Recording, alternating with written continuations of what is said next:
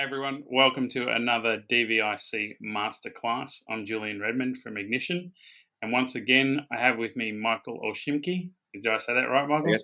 Yeah, from Scalefree in Germany, and Nols Ebersohn from Ignition in west of Hervey Bay. So, welcome guys. Thanks for joining again. Thanks for having me. Thank you. All right.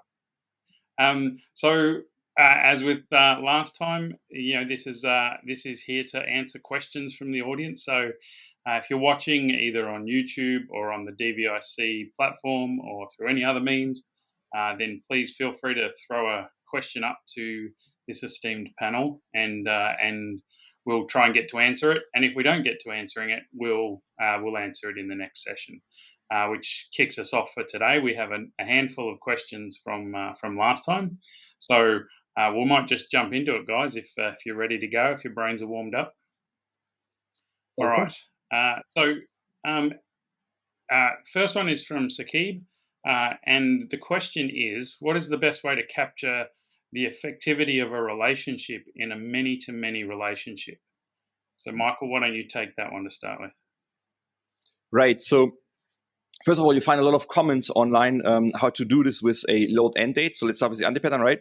So there should be no timelines in the link itself other than the load date, and that's for the technical visualization. What we do is we use an effectivity satellite attached on a link to capture either those business timers from the source or the one that you calculate in the business vault, or like a deleted date that we capture or calculate based on the physical existence or non-existence of the relationship in the source data set, essentially. So the standard pattern, effectively satellite is not a special satellite or something. It's really a standard pattern that it's a standard satellite where we capture those timelines, and that's it more or less. The only challenge is typically to calculate the deleted date, to recognize the deletion in the source system, and that really depends on how the data gets being delivered, essentially. Okay, so Nols, what problem is this solving for maybe for those in the audience who haven't been through the certification course? What's the challenge that means that effectivity satellites are needed? We have a fundamental challenge with relationships in most implementations, in that the relationships are only hinted at. It's never properly actually described. So the relationships are neglected in a lot of business processes. So you get specific relationships like an event or something that may express itself as a relationship, and that's nicely described, and that's fantastic. But in general, most relationships are just hinted at. It's just a foreign key or some sort of reference to, oh, you may want to know that there's a relationship here, but it's never described really well in the design paradigms. So third normal form, which sort of the traditional approach to operational design, does have the relationship in there that there is a set of foreign keys potentially, but that's it. You don't know when it started, you don't know when the relationship changes, you don't know whether the relationship has been deleted, to which Michael has alluded to. So the effectivity satellite is basically a set of derived data. So it's a business vault citizen. It's derived data because it doesn't exist at source. And so this derived data is an attempt to describe what is otherwise a poorly described entity as far as the relationship is concerned. And the issue there is, or the technique is to design or designate a driving key. In other words, which of these business keys participating in a relationship remains stable enough to evaluate the change in relationship over time. But Sagib asked a very good question. What about if it's a truly many-to-many relationship? In other words, there's not a single driving or identifying business key in the relationship. It's a true many-to-many. You can't use a driving key construct in those cases, but you can still use a business rule. Now, the driving key is basically a type of business rule. The results are business vault citizens because they are derived, that doesn't exist at source. So if you have a more complex business rule to unpack this relationship and bring other factors into its calculation as to trying to figure out when these relationships started and ended and all the rest, that rule could be as complex or as simple as necessary to deliver on that outcome. So the effectivity satellite is just capturing the descriptive details of that relationship in case of a poorly described relationship, which unfortunately happens more often than not. So that's the sort of the up and down of the effectivity satellite. As Michael pointed out, the derived data loads and is historized like any other satellite, so there's no special thing there. The special thing about effectivity satellites is just where does it come from?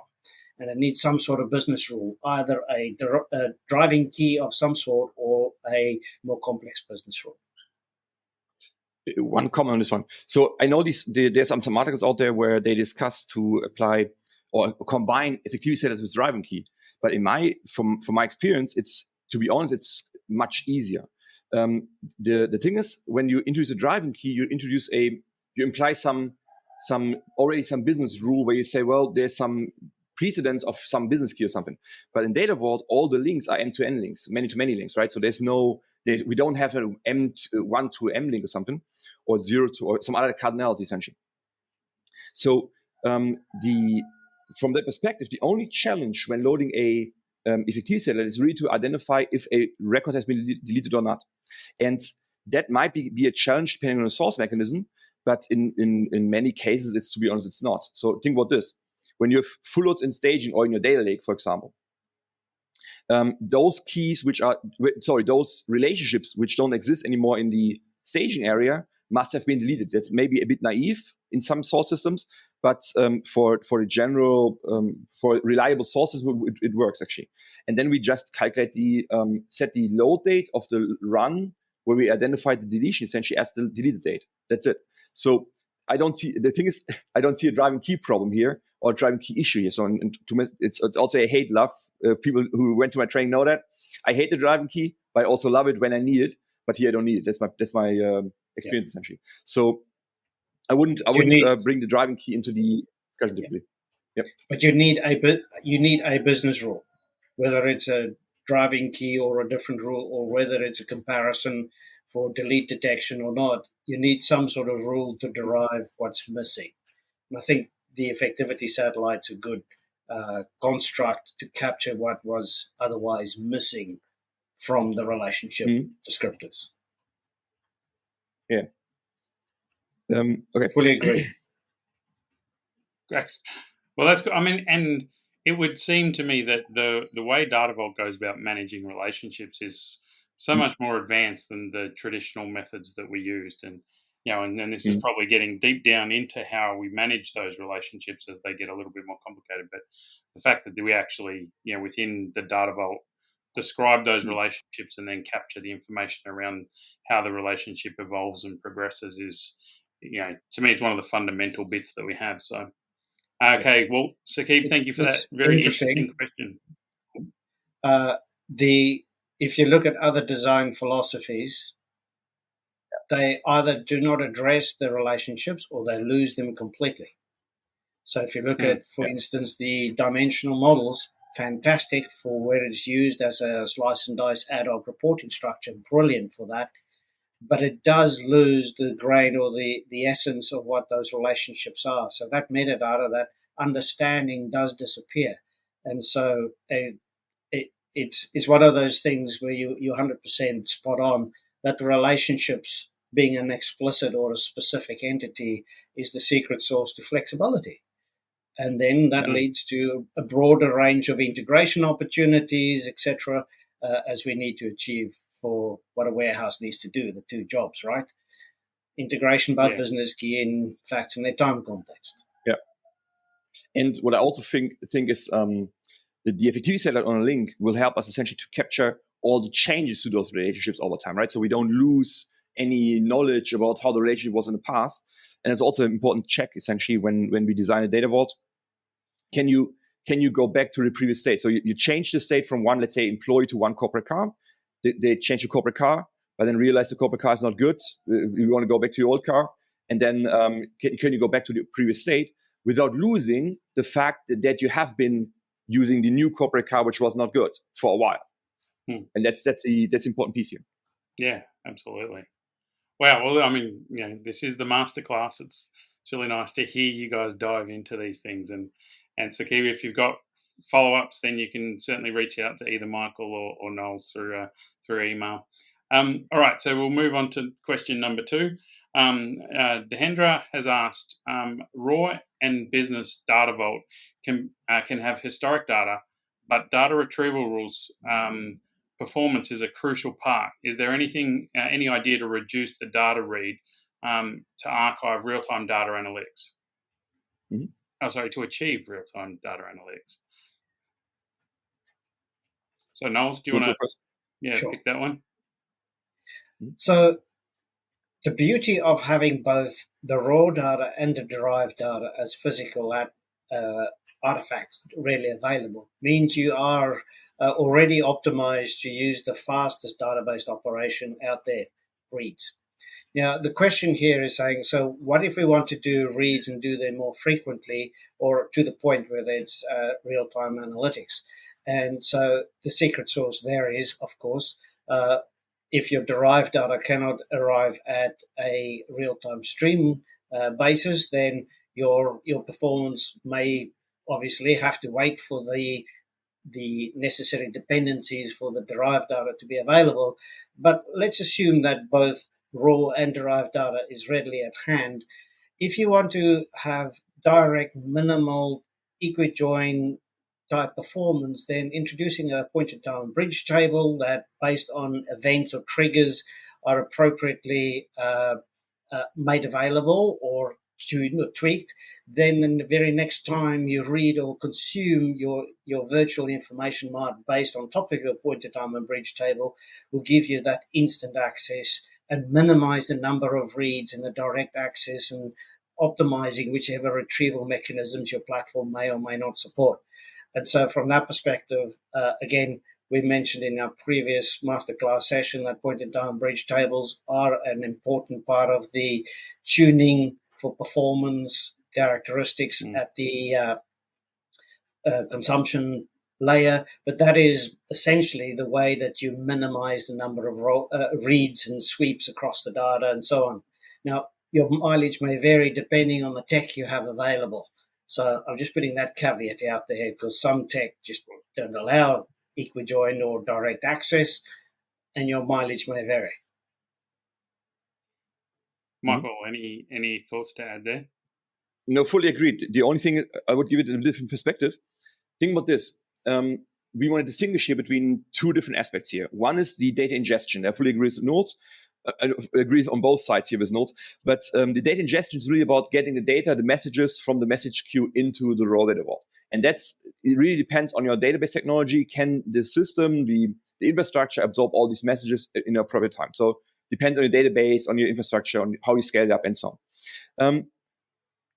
What I would do is when we capture these messages, a lot of people try to model a real-time feed, let's say with customer records or something, as customer hub and customer satellites, and apply delta checks and so on. What we typically do is we capture real-time feeds as what they are, events. And typically we use a non-hysterized link to capture the messages first. And then once I have captured these messages in a raw data vault, I then start the second phase, information delivery. And that's where I also agree with Nols, where we introduce a pit table. And the pit table is cool in this regard because the pit table is like a custom built index that identifies those records which are relevant for your information delivery.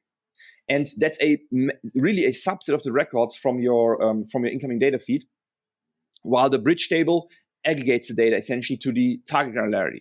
So that also reduces the amount of data or amount of information, amount of records being essentially pushed into the dashboarding tool. And then the second part is, right, for the dashboard, think about this. In strategic dashboards where we report over years, we look at data over years. But in real time, we often only look at, 240 seconds of the past essentially. And that's a super small pit table where we look at 240 partitions of snapshots essentially, and that's it. So relatively small.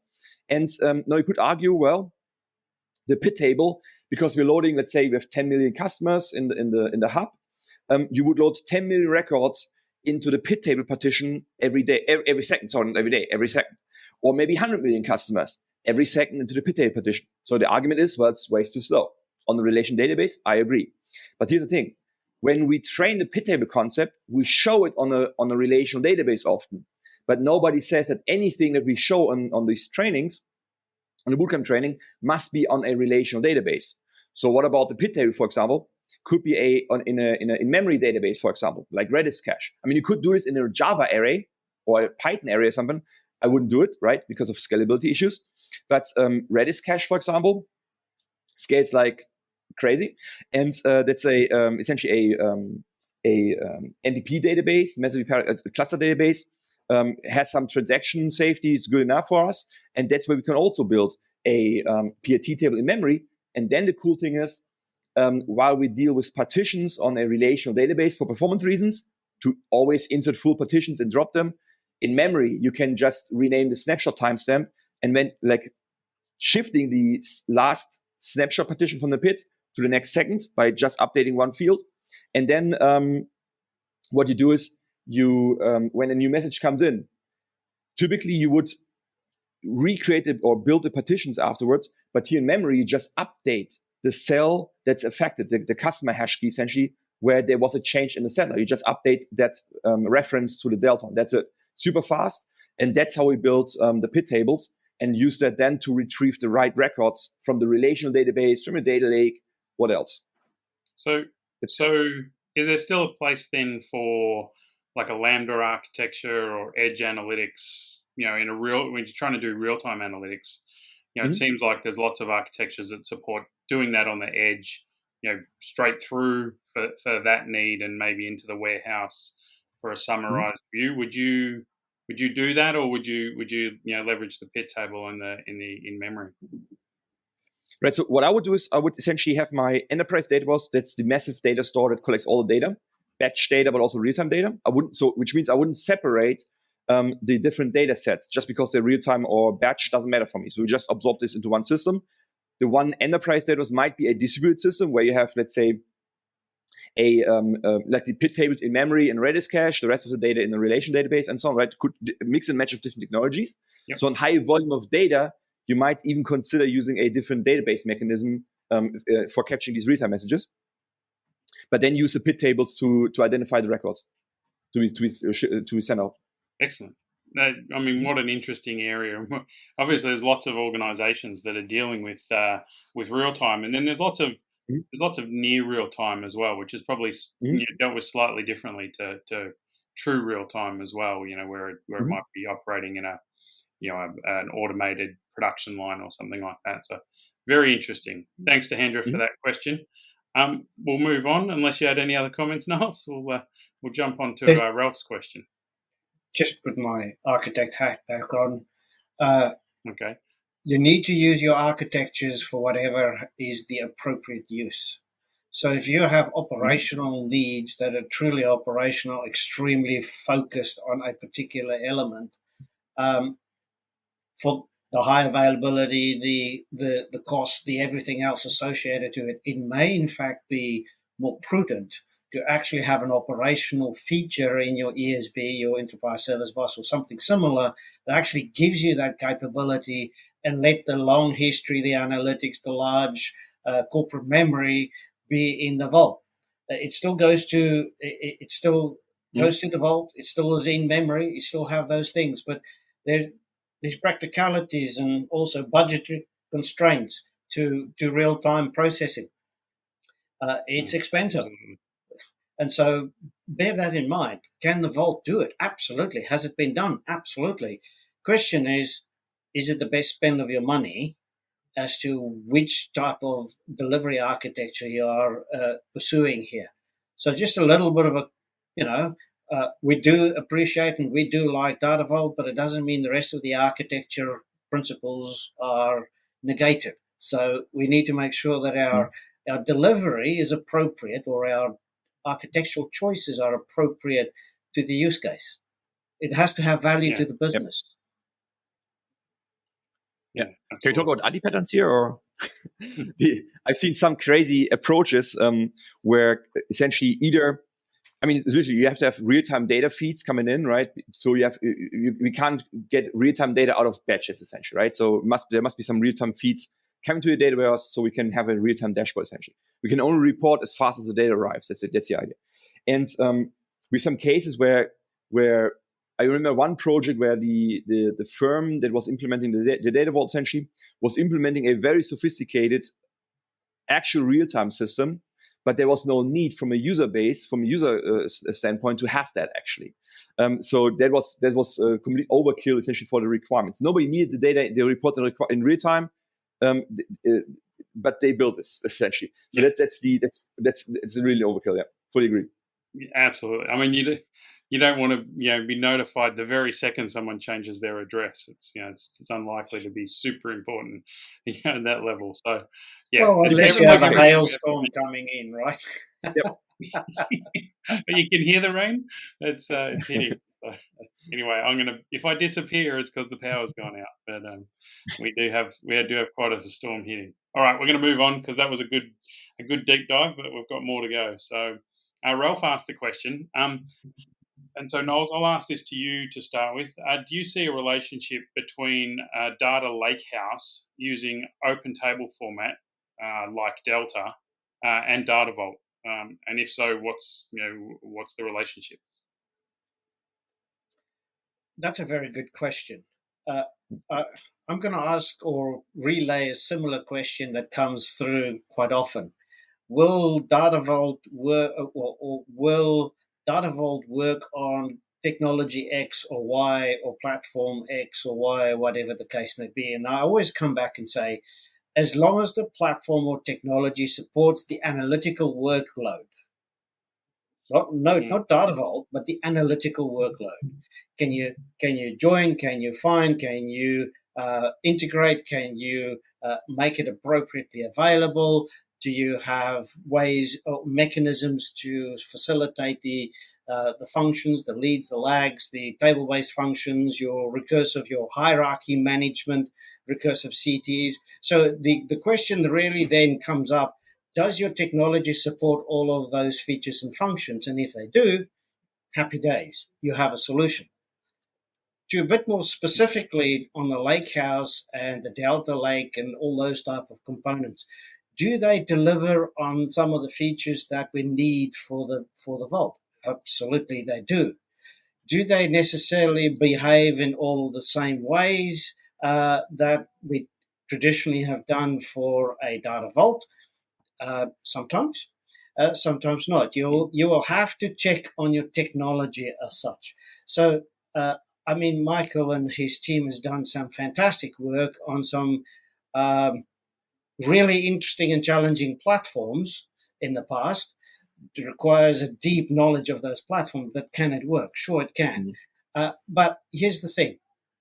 Our usual Lakehouse kind of functionality does well with the delta detection. That's typically well established and so on.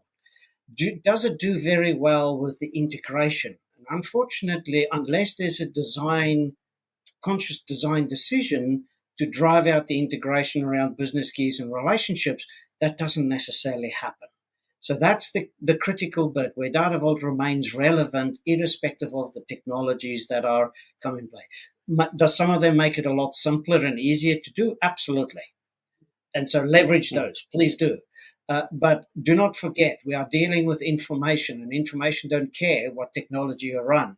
The principles, the building blocks of information management remains immutable in the situation. So we need to deal with the fundamental requirements, integration by business key, the facts and their time context. Those things are immutably required.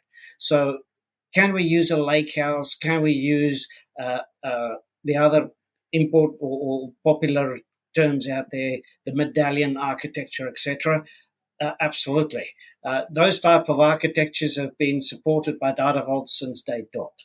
So things like medallion architectures, where the separation between raw and derived data becomes a bit more pronounced, a bit more defined, is fantastic. We call it Raw Vault and Business Vault. And so they may go from bronze and silver or silver to gold, whatever mechanism they or whichever pattern of these medallions are being discussed in time. But the bottom line is those principles, those architectural principles, do play out well. And that's fantastic news, because at last the industry is catching up to where Data Vault's been for quite some while. Sorry for being somewhat biased in that opinion, but there you go. No, I love it. No, one comment or longer comment. The keyword for me was principles. I was just jumping in, but I said, okay, let's leave notes to talk out. The thing is this: we teach data vaults in a training always on relational database. So we have hub-sync satellites, and we discuss all these special entity types and so on, joining them for dimensions and so on. That's all good, but how the data vault looks like on the implementation wise really depends on the platform. But the thing, so give you an example. Let's go for some extremes. I truly believe, I've never tried it, you could build a data vault in an Excel sheet, in a spreadsheet. Should work. Never tried this. I don't recommend this, just saying, but it should work. But we could also look at some other extreme databases like, for example, MongoDB. MongoDB is not a relational database. It's a document store. So it deals really with documents, JSON documents in a collection, essentially. That's it. There's no relation or table or something. And when you look at how a data vault looks like on a MongoDB, we have collections for hubs and links, but not for satellites. I leave it open how it works out. There's a blog series on our blog where we describe essentially how to build a data vault on a MongoDB. But it was quite an interesting challenge because it's completely different. What you realize, though, is there are satellites. The concept of the satellites, the principle, still remains. So we have that. Data vault is in the first step. It's not about hub-sync satellites. It's about business keys, relationships between business keys, and descriptive data. Those are the core concepts, essentially. And then how we implement this using hub-link satellites depends on the technology that we're using. If it's an Excel or a relation database, on a MongoDB, JSON collection, and so on. But the principles remain the same. And those principles, they meet your requirements. Because I agree with Nols, if you have a different solution, go for it. If it's sufficient, meeting your requirements. So if you, in some cases, seriously, in some real-time cases, we just dump the data in the feed. There was no integration. We just aggregate the data and we were done. If that's sufficient, if that's the requirement, so be it. That's one of the few projects where I didn't use Data Vault, where I actually recommended the client not to use Data Vault because they just want to aggregate some data. If that's your goal on the Delta Lake, go for it. Just dump the data, aggregate it. But if you have more requirements than that, maybe you have to delete records. You have to integrate data from different source systems. The principles from Data Vault, they are still valid on any platform because they are related to your data, not to your platform.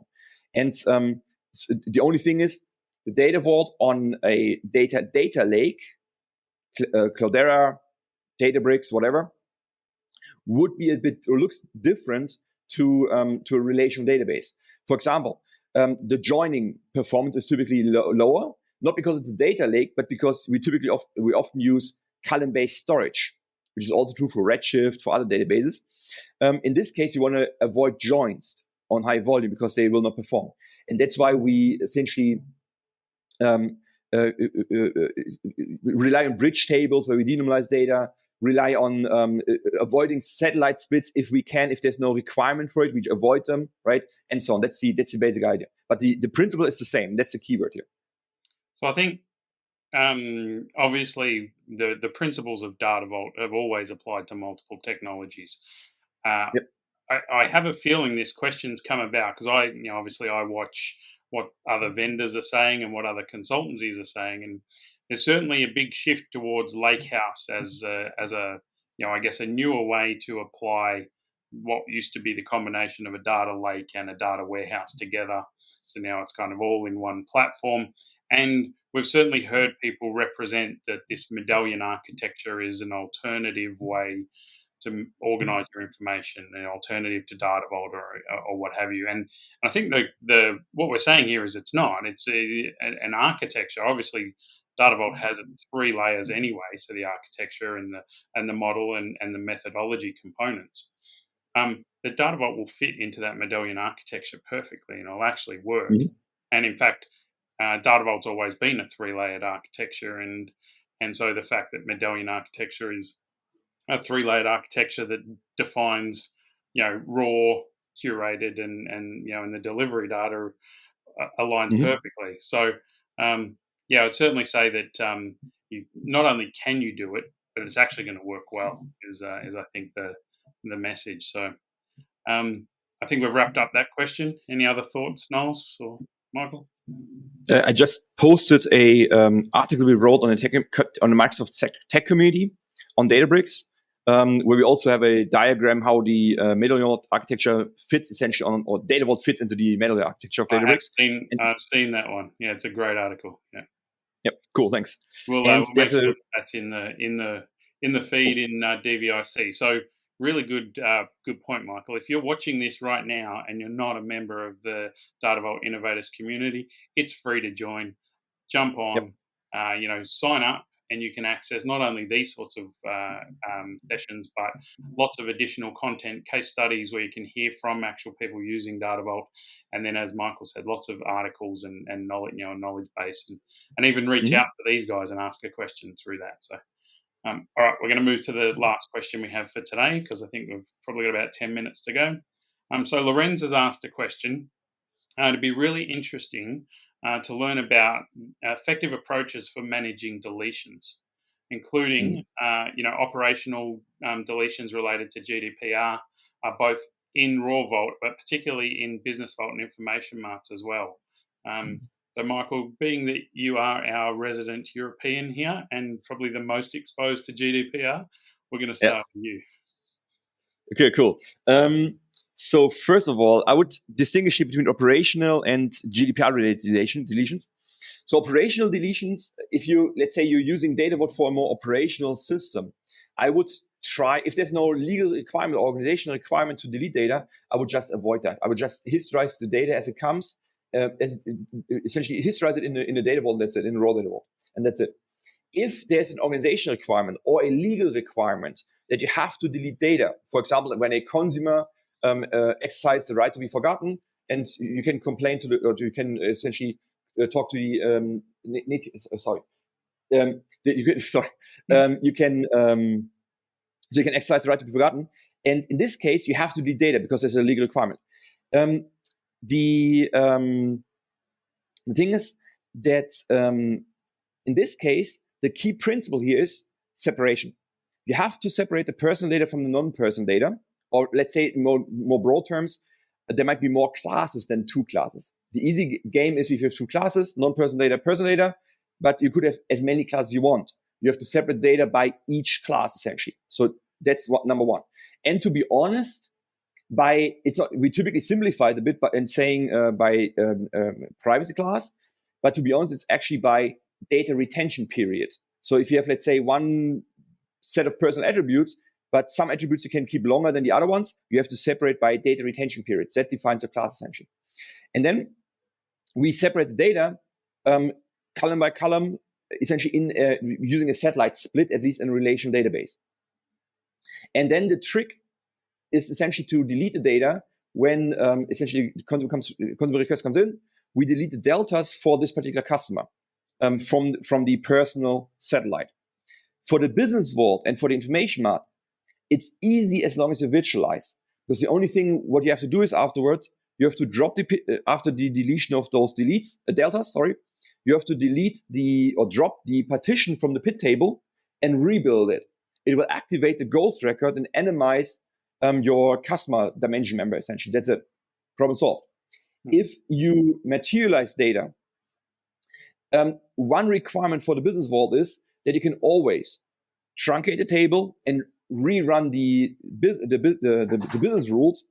You should come up with the exact same data in the compute satellite, in the Business Vault, for example, and so on. Which means that if you build your solution fully incremental, you can always delete certain, like those records belonging to the same hash key as the consumer. Just delete those records from the materialized Business Vault entity and restart the process of loading the data incrementally into the target entity. That should rebuild those entity records.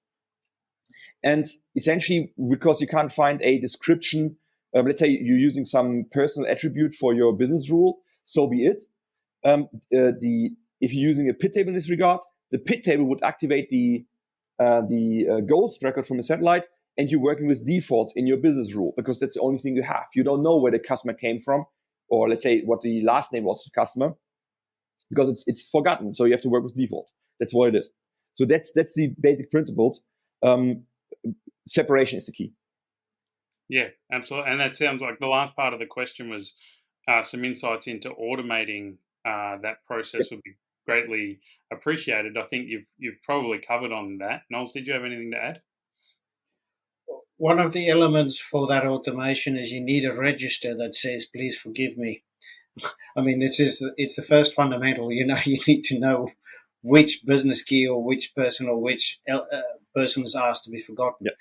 And so most organizations, well, at least I can speak to the Australian New Zealand context, no organization has that register at all. So although GDPR legislation do apply down under, that first sort of hygiene factor of have a register, know that this is a request, know that you need to be compliant to this, and then you can appropriately architect and build accordingly.